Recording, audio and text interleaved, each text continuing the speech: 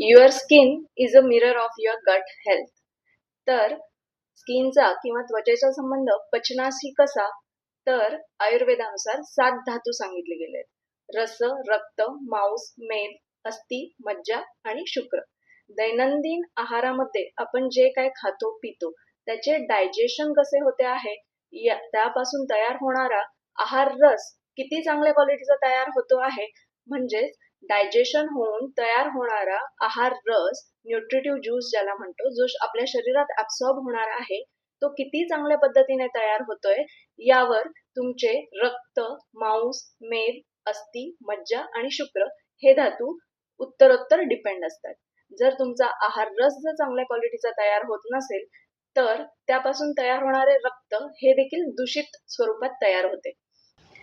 आयुर्वेदानुसार most of the skin diseases हे रक्त प्रदूषण म्हणजे दूषित रक्तामुळे होणारे व्याधी असं सांगितलं गेलंय.